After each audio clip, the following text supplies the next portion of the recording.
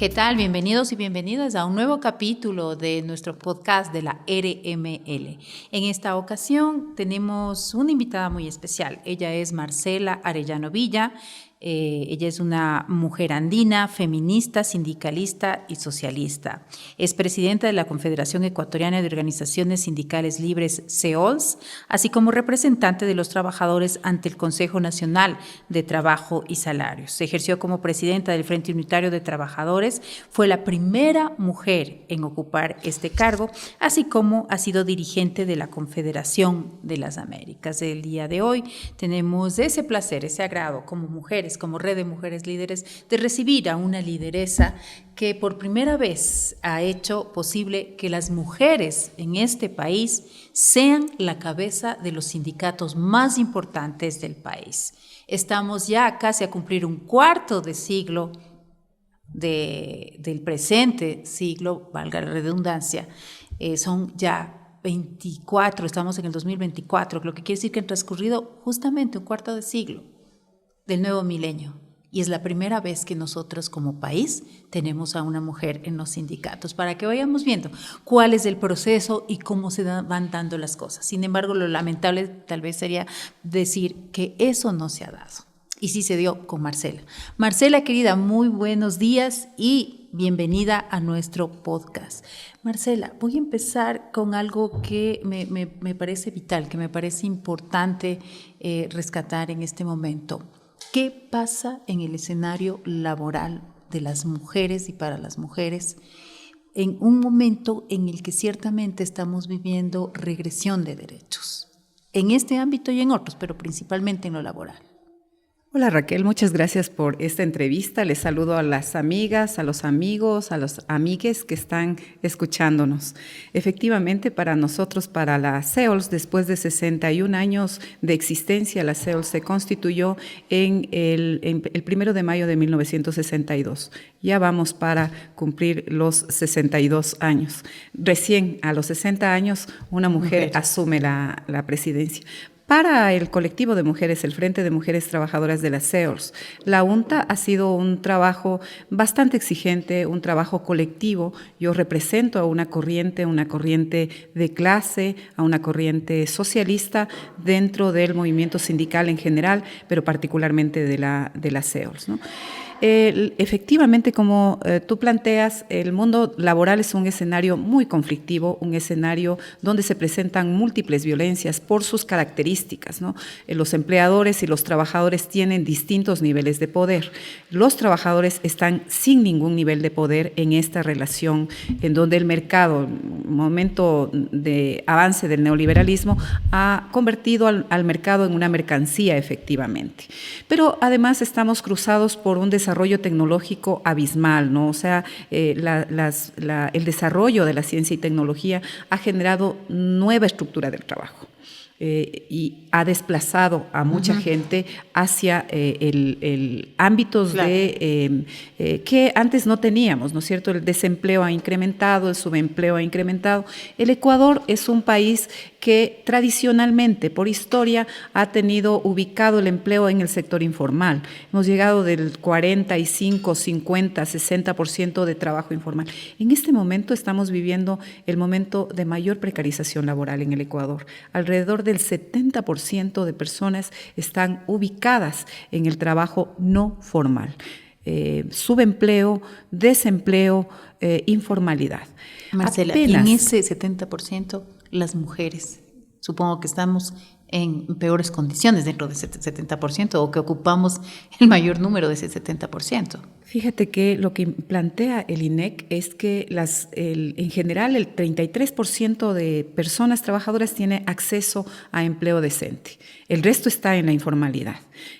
De ese 33%, solamente el 26% son mujeres, la mayoría, ¿no es cierto? Entonces hay una brecha en el empleo formal de alrededor de 12% entre mujeres y hombres. ¿Sí? Y lo lamentable, y me refiero a que el mundo sindical finalmente responde al escenario del trabajo, es que en el movimiento sindical hay más límites. ¿Por qué? Porque primero los trabajadores del sector público no se pueden sindicalizar todos, hay un límite de sindicalización para los servidores públicos. Claro. Las mujeres no ingresamos a las fábricas todavía, masivamente, ¿no? El sector textil, el sector industrial tiene menos mujeres en las planillas de trabajo. En las CEOLS apenas constituimos el 10% de afiliadas al movimiento, a las CEOLS. Solamente el 10%. De el 100% de afiliación que la CEOLS contempla, apenas el 10% somos mujeres. Hemos logrado constituir en las CEOLS sindicatos del cuidado, por ejemplo, las trabajadoras remuneradas del hogar que no se podían sindicalizar antes o que su organización era conflictiva. Ahora tenemos un sindicato nacional de trabajadoras remuneradas del hogar, el primer sindicato por rama. La Unión Nacional de Trabajadoras Remuneradas del Hogar y afines se constituye en el Ecuador como el primer sindicato por rama organizado desde la autonomía de las trabajadoras, ¿no?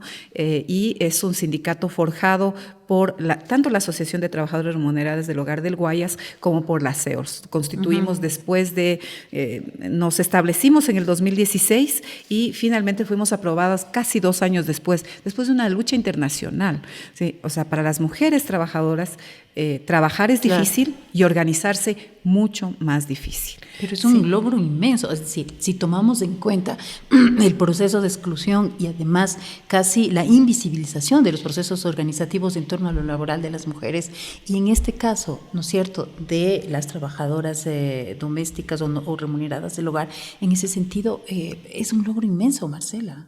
Sí, pero también nos ha cambiado el rostro sindical y la política sindical, el ingreso de las compañeras, junto con una acción permanente del Frente de Mujeres. El Frente de Mujeres de la CEOLS nació en los años 80. Es el grupo que se vinculaba al movimiento de mujeres del Ecuador, después al movimiento feminista. Siempre tuvo en su agenda la incorporación de mujeres en toda la esfera sindical. Y también obviamente en la esfera de dirección. Yo pertenecía a esa cuota que logró el Frente de Mujeres, ¿no? El 30%. Sin embargo, fíjate que somos el 10%.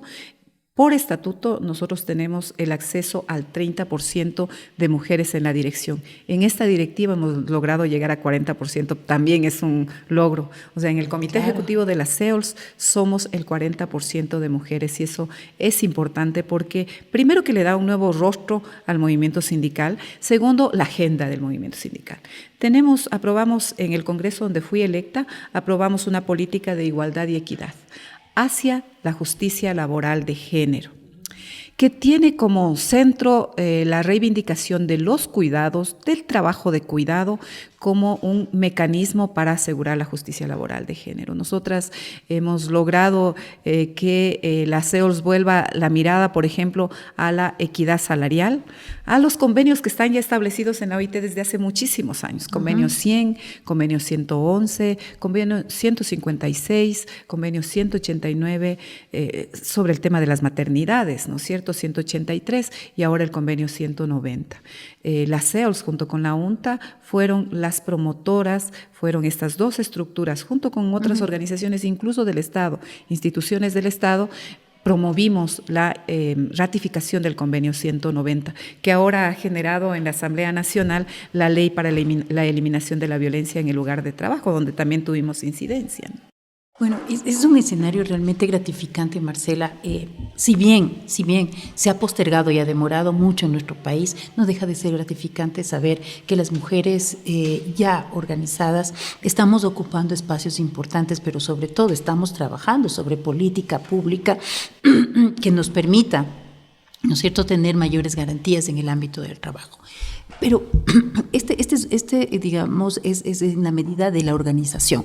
Pero hay otro aspecto, ¿no es cierto?, que debido a lo que tú mismo dices, el nivel de desempleo es tan alto en este momento. ¿Qué pasa con el autoempleo y en el caso de las mujeres que se generan ese autoempleo? Es decir, ¿cómo ven ustedes ese escenario, no? Porque para el autoempleo, que termina muchas de las veces en autoexplotación, de las propias mujeres por la manera como tan precaria como hay que organizar un emprendimiento de sobrevivencia, entonces no hay posibilidades de asociatividad, no hay posibilidades de organización. Sin embargo, no deja de ser un trabajo que ellas realizan, que las mujeres realizamos. Entonces, ¿cómo ustedes ven este otro ámbito, el que se llama el no formal? Efectivamente, las mujeres están ubicadas en el trabajo autónomo, que es trabajo de sobrevivencia. O sea, si necesito mantener a mi familia, si no tengo que darle de comer a mis hijos, salgo a vender sí, plátanos asados a la calle. Así somos las mujeres, ¿no es cierto? Y en todos los países hemos sostenido, sobre ese trabajo precario, se ha sostenido la sociedad, porque finalmente ese trabajo es ubicado, sí lo ubica en las cuentas nacionales, sí se ubica como trabajo informal, ¿no es cierto? Y eso le permite al Estado decir, no hay tantos desempleados. La verdad es que son mujeres desempleadas que están para asegurar la sobrevivencia de la familia, sí, salen a autoemplearse. No han dejado dos cosas que vemos allí. Primero, que no reciben apoyo del Estado, que no hay política pública que formalice el empleo, que brinde capacitación, que brinde acceso a mercados, que brinde mejores condiciones de vida. Son perseguidas por los municipales. Por ejemplo, las trabajadoras que se ubican en las esquinas a vender sus frutas, son perseguidos por el gobierno municipal y por los metropolitanos. Están expuestas a niveles elevados de violencia. Entonces, no hay una política pública que proteja ese tipo de empleos. Tampoco hay acceso al crédito, ¿sí? Estas mujeres, como no tienen RUC, como no tienen ingresos permanentes, tampoco tienen acceso a créditos, ni del Estado, ni de la banca privada, muchísimo menos. Entonces, son realidades difíciles, muy complejas. La única posibilidad es la asociatividad, la vía de la economía popular y solidaria, y la organización a través de la economía popular y solidaria da cuenta que es posible garantizar, visto varias iniciativas, por ejemplo, las mujeres de la UNORCAC que decidieron producir chicha, envasar chicha, que era una cosa imposible, que no decían, y me contaban las compañeras que sus esposos, que los hombres de la comunidad decían, esa planta sirve mejor para producir cerveza, hagan mejor cerveza, ¿sí? Pero las compañeras allí están produciendo chicha, están produciendo otros elementos, no me acuerdo cómo se llama el nivel de asociatividad que tienen de esta economía popular y solidaria. Las compañeras mantuvieron su producción incluso en pandemia. Y eso les ha permitido garantizar ingresos familiares, eso les ha permitido incluso pensar en participación política, porque son vistas como sujetos activos en la comunidad, ¿no es cierto? Y que generan, no solamente se están autoempleando, sino además están generando empleo cooperativo, y eso es absolutamente importante en un país que no está industrializado. Nuestro país es un país de agroindustria, de explotación minera, de renta petrolera. Allí están ubicados los negocios. Ese nivel de economía que tenemos, esa matriz productiva, es absolutamente explotadora de la mano de obra y de los recursos naturales. Y no es ese el camino, ¿no? Entonces, mostrar estas otras iniciativas de la economía popular y solidaria, de la cooperativización de las mujeres y pensar en abrir mercados nacionales y mercados internacionales es vital. Hay mujeres que producen chocolate, por ejemplo, sí, que hacen un chocolate espectacular, porque tenemos en el Ecuador el mejor chocolate del mundo. Entonces, ese mejor chocolate del mundo ha hecho que también tengan productos como shampoo, golosinas, chocolate, etcétera. Y eso obviamente es parte de la creatividad y la iniciativa, pero nos falta política pública, ¿no? Ahora, nosotros hemos pensado precisamente en la organización de este tipo de trabajadoras, ¿no? Trabajadoras autónomas y trabajadoras informales. ¿En torno a qué figuras, Marcela? Porque obviamente, digamos, desde una perspectiva tradicional del sindicalismo no sería factible Así es, porque el sindicalismo en el mundo, su fuerte ha sido la relación de dependencia y la lucha contra el empleador. Esa ha sido su tradicional organización. Una lucha de clases. Es la lucha de excelencia, clases, ¿no? por Ya, excelencia. claro. Así Sí, es. pero en nuestros países debe adquirir una matriz distinta, precisamente porque el 70% está ubicado fuera de esta economía que es de carácter formal, ¿no? Entonces, el movimiento sindical efectivamente tiene que moverse hacia otra estructura sindical. Nosotros, con las compañeras de la UNTA, creo que para nosotros es un sindicato que nos muestra algunos caminos, ¿no? Y uno de esos caminos, por ejemplo, es ASOCLIM. La UNTA organizó una asociación para brindar, es una cooperativa, ¿no? una microempresa que está ubicada en la economía popular y solidaria y que brinda servicios de limpieza ya no solamente en el hogar, sino en oficinas, etcétera, ¿no? Es el sindicato organizando la economía de sus afiliadas, no solamente defendiendo derechos, decimos, defendemos derechos, proponemos política pública. Ayer propusimos un proyecto de ley para la dignificación del trabajo remunerado del hogar, lo presentamos en la Asamblea Nacional, pero además de eso, de defender el derecho, además de eso generamos otras posibilidades de trabajo decente, ¿sí? Entonces, digamos, es una cooperativa, funciona así, todas las socias de la UNTA son socias de ASOCLIM, es una pequeña, una microempresa que recién está empezando a funcionar, pero que les está dando trabajo a ellas, ¿no? Entonces, eso es una posibilidad. Ahora, vincularse al sindicato desde la microempresa todavía no lo hemos pensado. Es, claro, digamos, el sindicato que tiene esa microempresa, pero la CEOLS afiliar a una microempresa todavía no lo hemos pensado.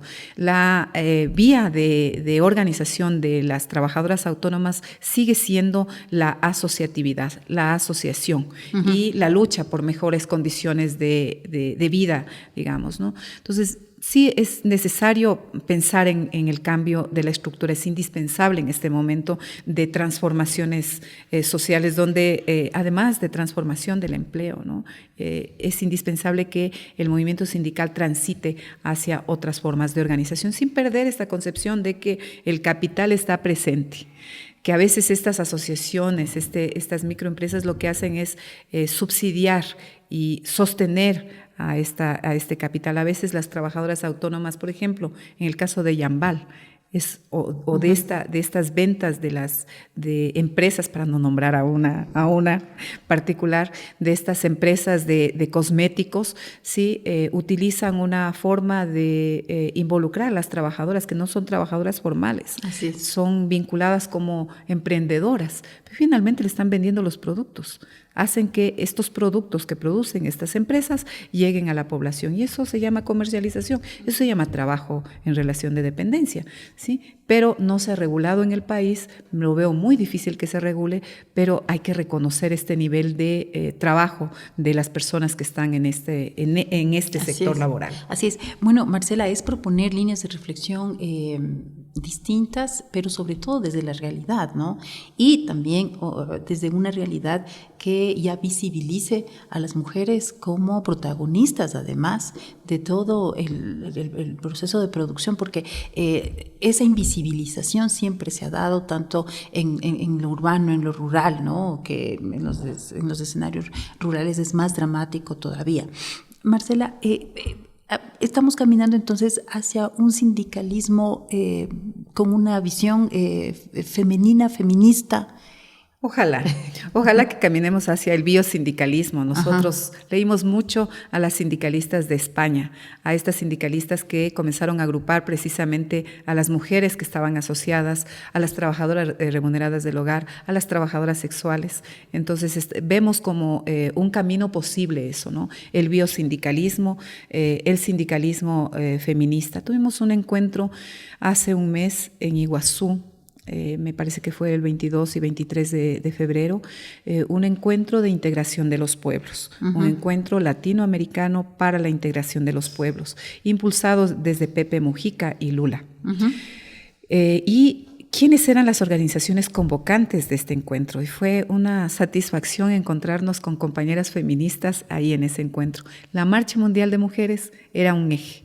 el movimiento sindical de las Américas otro eje y el movimiento Sin Tierra. Esos eran los tres pilares que sostuvieron este encuentro, donde estuvieron alrededor de 4,000 personas y hubo una participación de las mujeres impresionante. La Marcha Mundial de las Mujeres le dio no solamente color, sino sentido vital a ese encuentro. No era entonces un grupo de hombres también precarizados, digamos, porque los trabajadores en esta sociedad también están absolutamente precarizados, pero la discusión ya no giraba solamente en torno a los ejes comunes, ¿no?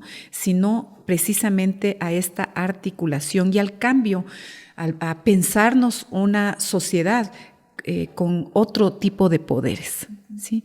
Con otra forma de pensar el poder. Uh-huh.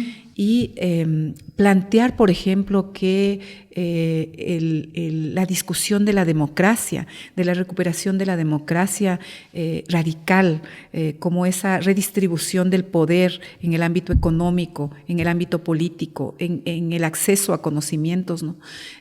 Puede ser una forma, ¿no? El pensar que el movimiento sindical puede incorporar la agenda feminista dentro de su lucha, pero también demandar que el movimiento feminista incorpore la demanda del movimiento sindical. Son dos movimientos mundiales, los dos movimientos que pueden generar fuerza y poder popular en el mundo. Entonces, es preciso, es estratégico esto, ¿no? Entonces, creo que el movimiento sindical debe caminar hacia esos rumbos. Estamos en proceso de discusión lindo en la CEOLS, difícil, complicado, pero estamos en esa discusión. Marcela, digamos, como tú los has anotado, ¿no? Son dos movimientos mundiales de gran trascendencia, el movimiento feminista, el movimiento de mujeres y obviamente el movimiento sindical.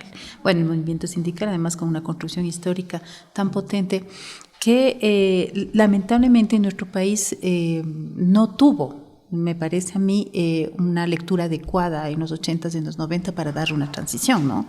Y en esa medida hay un debilitamiento muy fuerte del movimiento sindical y obviamente una ebullición muy significativa del movimiento social representado por las diversidades, en donde el sindicalismo ciertamente no pudo entender y comprender, ¿no es cierto?, esa eclosión, lo que significaban esas diversidades, como el movimiento indígena, como el movimiento de mujeres, como las diversidades sexuales, sexogenéricas, como los jóvenes, es decir, las jóvenes, es decir, toda esa eclosión, todo ese movimiento, ¿no es cierto?, de los 90, que opacó de alguna manera la acción del sindicalismo. No hubo ahí un vaciado, incluso un protagonismo político que se cede, ¿no?, de los 80 hasta el 87, en los 90 hay un movimiento social protagónico que es el movimiento indígena que comienza a gestar como una visión distinta. ¿Tú crees que ahora haya la posibilidad de recuperar en alguna medida ese protagonismo, pero ese protagonismo desde la articulación, ¿no?, y desde la comprensión y el reconocimiento del otro?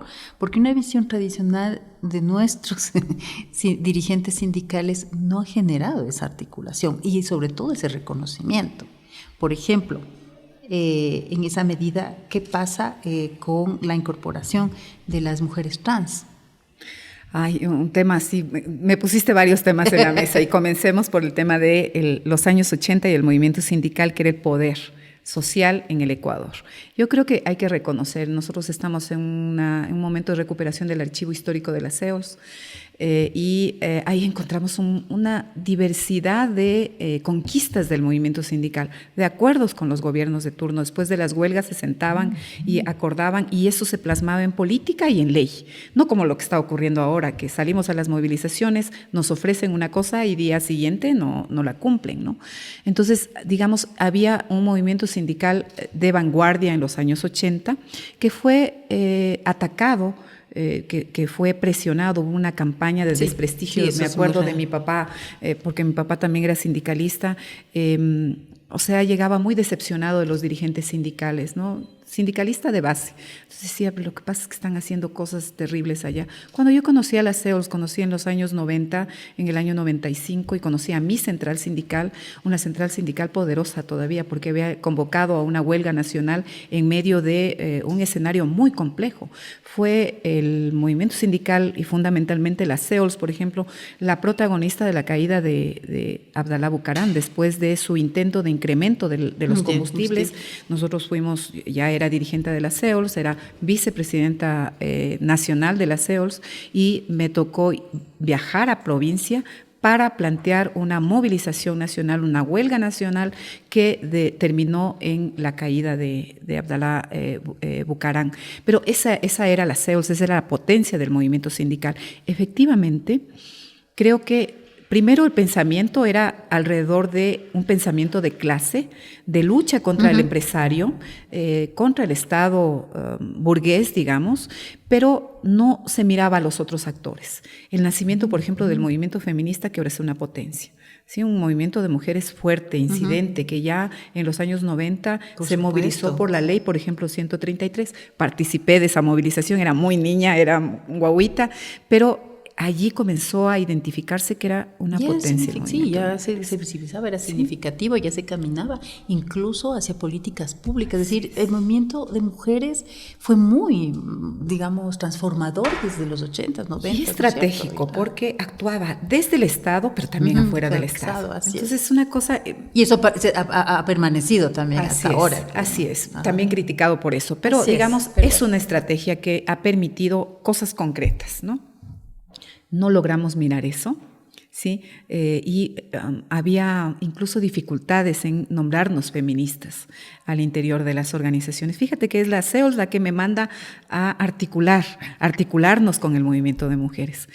Nos articulamos con el movimiento de mujeres, evidentemente, pero no, yo di el paso hacia un feminismo de carácter popular, pero... sí tenía dificultades de nombrarme feminista dentro del movimiento sindical, porque si no, no era bien vista por las más compañeras mismas. Por supuesto. Y con el movimiento indígena no logramos entender la agenda del movimiento indígena, del Estado plurinacional, porque el movimiento sindical ha pensado al Estado como un Estado, como una nación unida, ¿no? Y que obviamente... al pensar al Estado como un todo, sí, era más fácil enrumbar nuestra lucha hacia aquello. Un Estado plurinacional no logramos articular la lucha. Es en el año 2013 que la CEOLS, yo regreso en el año 2013 a la CEOLS porque estuve un momento fuera de la dirigencia, estuve siempre acompañando, pero estuve fuera de la dirigencia, incluso de base. ¿Sí?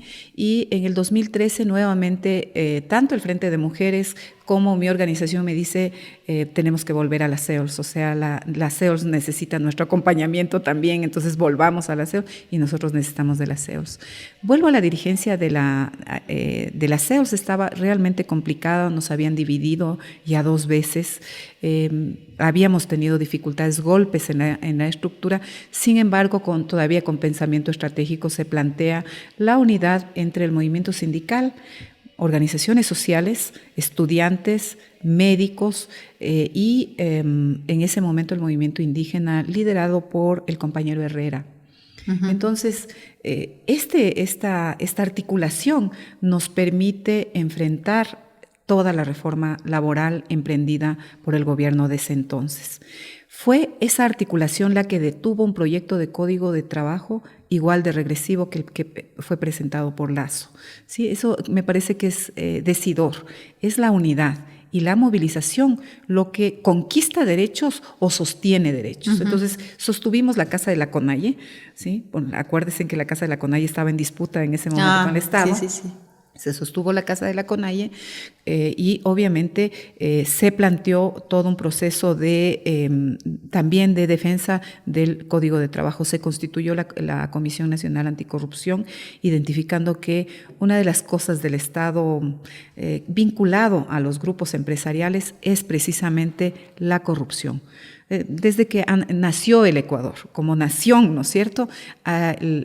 Los grupos económicos que han nacido han surgido vinculados a los intereses del Estado, ¿no? Se han tomado el Estado y desde allí, a través de procesos de corrupción o de beneficios puntuales, se han generado los grupos económicos. Entonces, decíamos, la eliminación de la corrupción es uno de los elementos y de lucha estratégica, tanto del movimiento indígena como del movimiento sindical. Y te cuento un tema que discutíamos ahí con los compañeros de la CONAIE. Nos decían los compañeros, nuestros compañeros que son afiliados a la CONAIE, también son afiliados a la CEORS. ¿Dónde? En Cayambe. En Cayambe, el pueblo Cayambe milita dentro de la CONAIE. Pero no son afiliados a la Confederación porque también están proletarizados los indígenas, porque no todos los indígenas tienen parcelas, son campesinos, claro. Están proletarizados y sufren condiciones de explotación y de superexplotación laboral terribles. Entonces hay que garantizar el acceso a derechos laborales también del pueblo indígena. Y obviamente nosotros también reflexionábamos y decíamos, tenemos pueblo indígena al interior y tenemos que discutir la agenda del pueblo indígena al interior de la Confederación, ¿no? Fue un interesante intercambio y de articulación y de construcción de fuerza en ese momento, que tenemos que reconocer que no ha sido estructural, que es momentáneo porque depende de las dirigencias, de los acercamientos, de las confianzas de las dirigencias, que no siempre son las mismas, tanto en el movimiento sindical como en el movimiento indígena. Hay organizaciones que permanecen con la misma dirigencia durante mucho tiempo, las CEOLS no, las CEOLS cambia máximo tenemos posibilidades de tener 2 periodos, es democrática mi central sindical, ¿no? Y ocurre lo mismo con la CONAIE, ellos solamente tienen un periodo de dirección, ¿no? Entonces, bueno, pero digamos esta dinámica también es del propio movimiento social, ¿no? Llenado, vaciado, llenado, esa es la dinámica, ¿no? No todo el tiempo la estructura está ahí, se da y es eminentemente coyuntural. Pero esta construcción, digamos, en la diversidad justamente es lo que te permite pensar en que se va entendiendo, es decir, se va comprendiendo un Estado plurinacional, porque la diversidad implica pueblos y nacionalidades, pero también implica el reconocimiento, ¿no es cierto?, de las diversidades sexogenéricas, por ejemplo, que en nuestro país también atraviesan unas serias limitaciones en el ejercicio de sus derechos y de sus derechos laborales, y por eso te preguntaba. O sea, es interesantísimo, Marcela, todo este proceso que tú nos cuentas, ¿no?, de cómo se va dando esta articulación. Pero llegar a este punto de articular más las diversidades que son sancionadas desde todas las clases sociales y desde la estructura mismo cultural del país, ¿no es cierto?, es mucho más complejo, pues. Si es que no lo haces desde una reflexión política. Nosotros, el Frente de Mujeres inició, me parece que en el 2000, un proceso de formación en género y en el que se identificaba que no solamente la clase es un problema de discriminación, de construcción y de lucha, sino también junto a ello está la discriminación de género, ¿sí? Y allí todos los géneros, pues, ¿sí? Todos los géneros, ¿sí?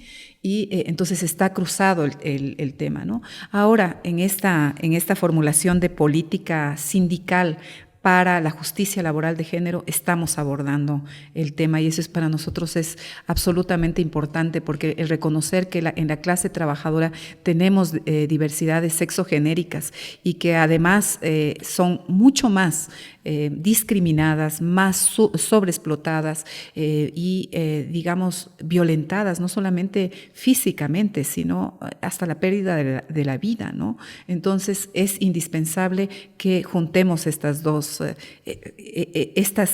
diversas luchas.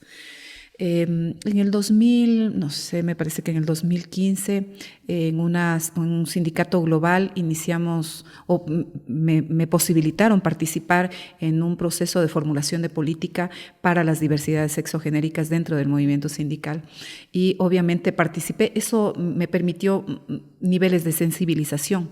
Yo me acuerdo que tenemos una película que se llama Orgullo, esta película se refiere a la huelga de los trabajadores mineros en los años 80 en Inglaterra.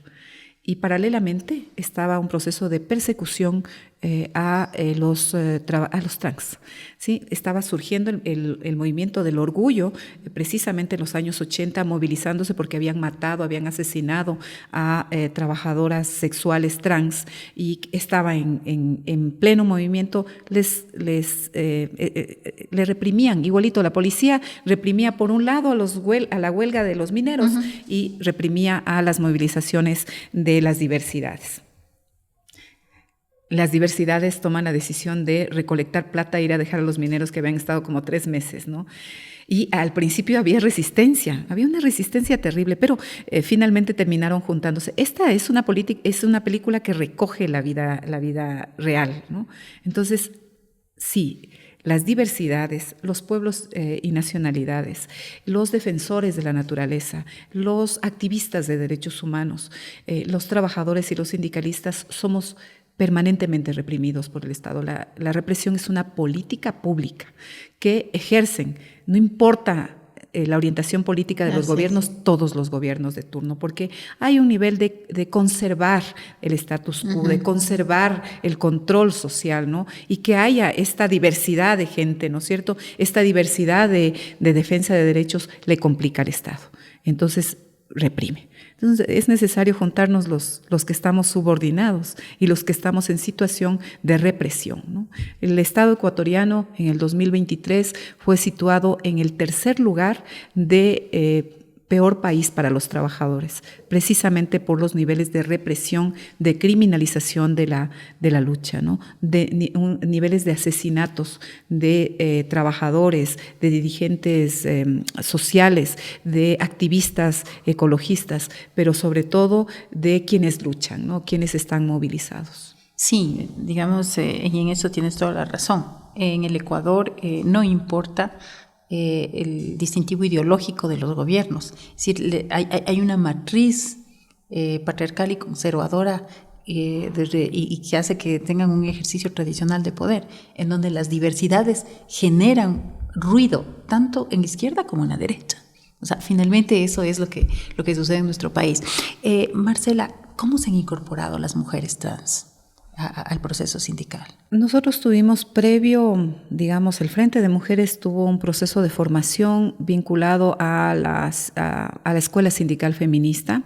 En ese proceso de formación nos encontramos precisamente con las compañeras trans, con 2 de nuestras compañeras que ahora dirigen un sindicato, y ellas nos decían, bueno, nosotros hacemos actividad, nuestro trabajo es actividad sexual, es sexo, es venta de sexo.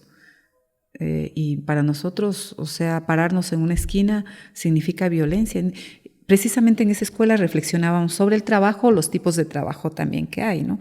Y el trabajo sexual, en la medida en que uno decida trabajar allí en ese sector, es trabajo.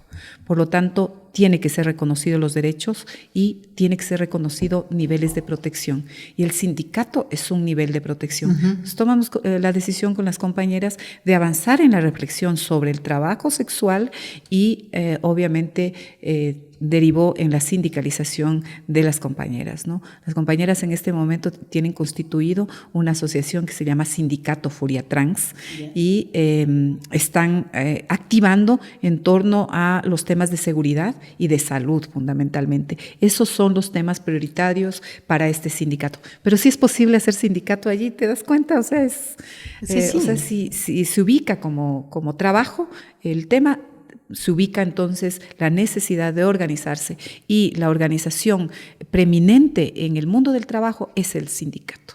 Por supuesto. Marcela, cuéntanos un poquito ¿cómo llegas a la presidencia de la CEO? Es decir, hay un célebre presidente de la CEOS que estuvo por muchísimos años, ¿no?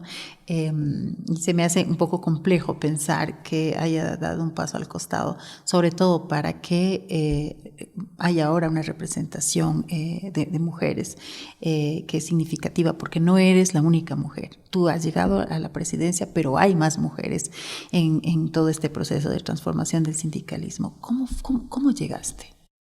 Diría, fue un proceso, ¿no? Desde que me vinculé al movimiento sindical, yo inmediatamente llegué a una de las dirigencias y llegué a la dirigencia de la vicepresidencia de la CEOLS precisamente por un tema de cuota de joven y de mujer. Yeah. O sea, los jóvenes también estaban planteando y de hecho hay una política de vinculación de la juventud al movimiento, a la CEOLS fundamentalmente, ¿no?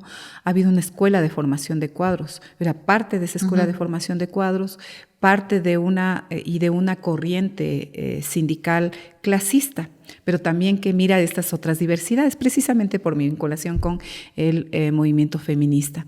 Y, digamos, nosotros estábamos preparados, este grupo de jóvenes, yo dirigí el movimiento juvenil de la CEOLS en los años 2000, llegué a la presidencia de ese movimiento juvenil y desde allí teníamos 4 personas que podían llegar a la presidencia de la CEOLS.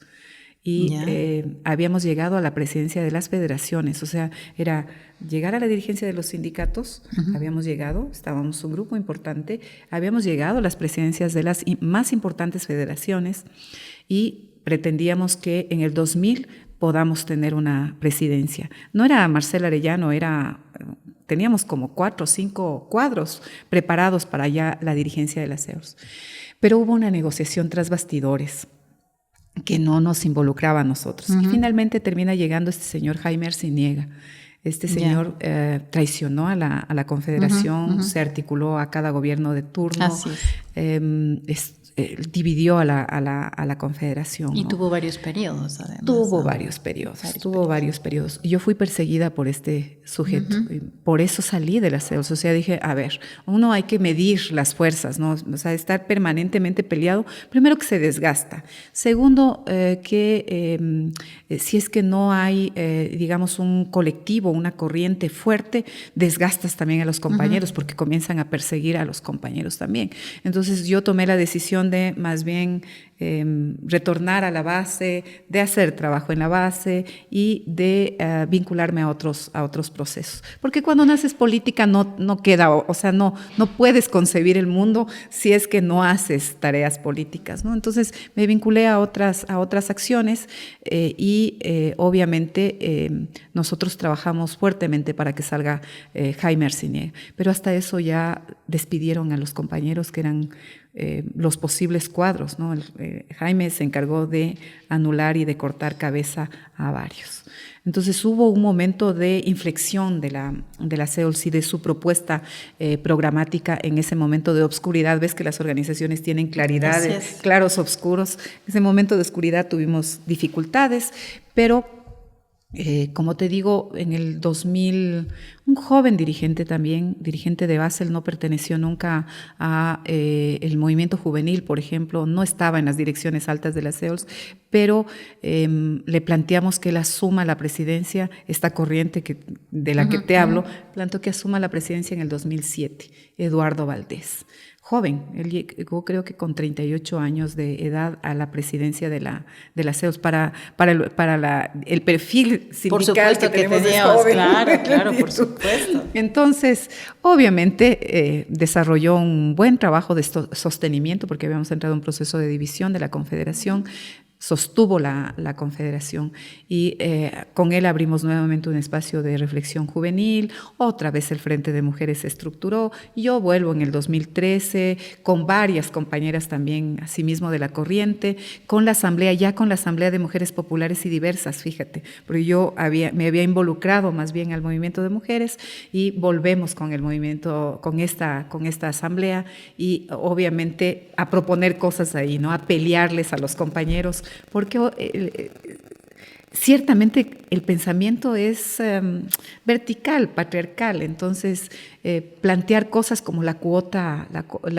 laboral de transes, o sea, están locas, ¿cómo se les ocurre eso? Claro. Pero fíjate, en Pero Marcela, ¿tú fuiste acogida o te dieron guerra para poder llegar a esta representación?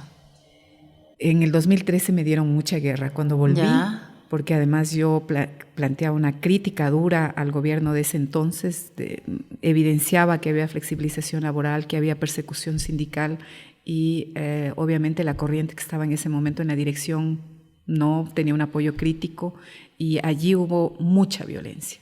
Por eso la Asamblea de Mujeres Populares y Diversas fue central, fue fundamental para sostenerme en la dirigencia con niveles de cuidado, porque llegar a los comités ejecutivos realmente era violento, ¿no?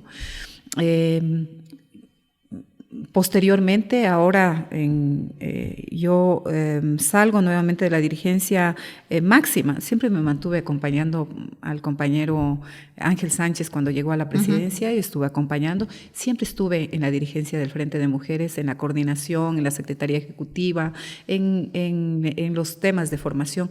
Una de las cosas que ocurrió es que el Frente de Mujeres nunca dejó de formarse. El Frente de Mujeres tenía vinculación con las universidades, tenía procesos de formación permanentes, encuentros nacionales y con el movimiento de mujeres una vez al año. O sea, siempre estábamos en proceso de formación. Tenemos escuela, entonces avanzamos. Las mujeres en las CEOLS, este pequeño grupo de mujeres en las CEOLS, tuvimos importantes logros, ¿no? La constitución de la UNTA, el convenio 190, la conformación de la mesa de apoyo a las trabajadoras remuneradas del hogar, una cosa así rara, pero era diálogo entre las trabajadoras, el Estado y organismos como universidades, ONGs, una mesa que produjo cosas absolutamente concretas para política pública y que fue responsable del convenio 190, por ejemplo, y de la implementación del convenio 184, que hacía observaciones a la OIT, etcétera. Una mesa potente. Que no era parte de la institucionalidad del Estado, que era una mesa ad hoc. Y claro, las CEOLS con nuestra presencia ahí muy fuerte, ¿no? Entonces, en el 2021 me plantearon que debería apuntar a la Secretaría General de las CEOLS.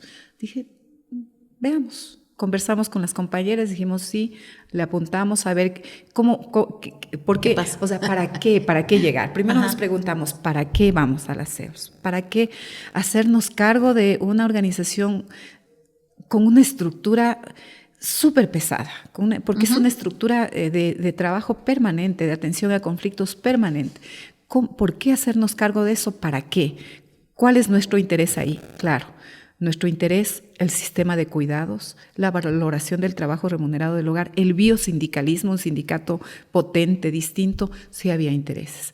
Entonces, trabajemos para la Secretaría General de las CEOLS. Y empezamos a trabajar y empezamos a incidir y conversamos con los compañeros. Finalmente, ya llegando al Congreso, se planteó que no, 2 meses antes del Congreso no era la Secretaría General porque no había quien asuma el cuadro que estaba ahí, no lograban que tenga apoyo de su base, entonces era la presidencia. Y nos jugamos.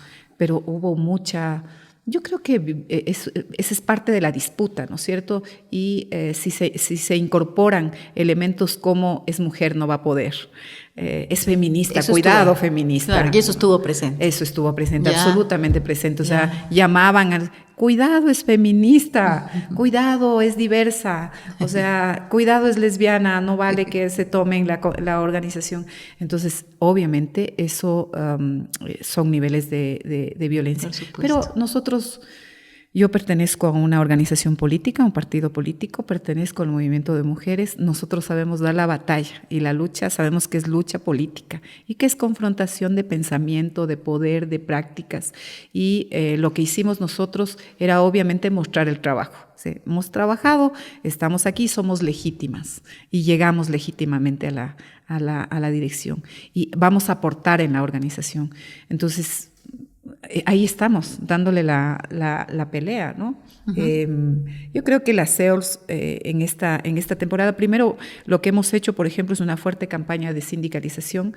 Tenemos nuevos sindicatos, organizaciones sindicales nuevas. Tenemos sindicatos que han vuelto a las CEOLS, que se fueron en el 2007, 2008 y que han vuelto a la Confederación. Tenemos proyecto de sindicalización por rama, estamos trabajando en sindicatos por rama de trabajo porque creemos que esa es la vía, precisamente para enfrentar esta informalidad que hay. Un sindicato por rama es un sindicato capaz de agrupar a los trabajadores por sectores. Por lo tanto, de agrupar a trabajadores autónomos, por ejemplo, de la industria textil. Del sector textil hay obreros de fábricas, pero también hay costureras. Ahí estamos las mujeres. Entonces, una forma de articular también a los sectores vulnerables, migrantes, mujeres, jóvenes, diversidades sexogenéricas. Por supuesto. Bueno, Marcela, realmente ha sido una conversación gratificante en la medida en que vemos que tenemos futuro en el trabajo que estamos haciendo las mujeres para organizar a su vez no solo a mujeres, sino a hombres en función del trabajo y sobre todo recuperar el sentido, ¿no? Y que se vean que estos tiempos, la diversidad no nos debilita. El reconocimiento y la vivencia de la diversidad nos fortalece y en la medida de eso podemos seguir trabajando y desarrollándonos sin problema. Una última cosa, una última inquietud, Marcela. ¿El trabajo por horas es posible que se convierta en una realidad en el país? ¿Cómo ven ustedes eso? Creo que es la pregunta más difícil, ¿no? Es la manzana envenenada de la consulta popular, así le hemos denominado en la CEOLS. Creo que hemos ido ganando razón, hemos ido ganando conciencia de lo que implica el trabajo por horas, porque ha sido presentado como toda flexibilización laboral, como un mecanismo para generar empleo. El trabajo por horas no genera empleo, no hay ninguna evidencia de ello. Lo que sí ha hecho en el mundo en general es precarizar el trabajo. Las mujeres, sobre todo, estamos mayormente expuestas a que en el trabajo por horas no se reconozca la maternidad, haya mayor nivel de acoso, de violencia que tradicionalmente se da en el escenario laboral, que el trabajo que hagamos, que es un trabajo por horas, que es máximo 3 horas al día, ¿sí? Sea un trabajo realmente precarizante para las mujeres y para la juventud. Creo que hemos ido ganando razón, tenemos esperanza que la población, sobre todo la juventud, estuve en la Universidad de Machala, estuvieron alrededor de 300 estudiantes invitados, no presionados, sino se invitaron, llegaron, teníamos previsto que lleguen 100, llegaron 300, precisamente para abordar el trabajo por horas y sus implicaciones en su vida cotidiana. Creo que tenemos una juventud consciente, igual que le dijeron sí al Yasuní, ahora le van a decir no al trabajo por horas, no a la precarización laboral. De todas maneras, si es que algo pasa en esa consulta popular, porque todavía estamos como a 3 días, 4 días y el gobierno se puede inventar cualquier cosa, sí, ya se metieron a la Embajada de México, eso lo logró elevar un poco, puede generar cualquier cosa, pero sin embargo de eso nosotros daremos la lucha nacional porque es trabajo precarizante, no se puede retroceder en derechos, para ello ni siquiera una constituyente podría disminuir esos derechos que ya están establecidos en la Constitución, mucho menos una consulta, un referéndum. Entonces vamos a darle la pelea a nivel nacional y vamos a ir a nivel internacional. Muchísimas gracias, Marcela. Bueno, y esta ha sido una conversación, lo repito, gratificante con Marcela Arellano, presidenta de CEOLS y quien nos ha narrado lo que está sucediendo ahora en el sindicalismo en el Ecuador. Mucha esperanza nos da y nos despierta esta conversación y lo que podamos hacer las mujeres en este ámbito. Bueno, nos despedimos entonces. Soy Raquel Escobar, este es el podcast de la RML Feminismos Diversos y como siempre agradecemos a la Cooperación Técnica Canadiense Catalyste Plus, quien ha sido una de las organizaciones que nos ha apoyado en este proceso. Hasta en nuestro próximo capítulo.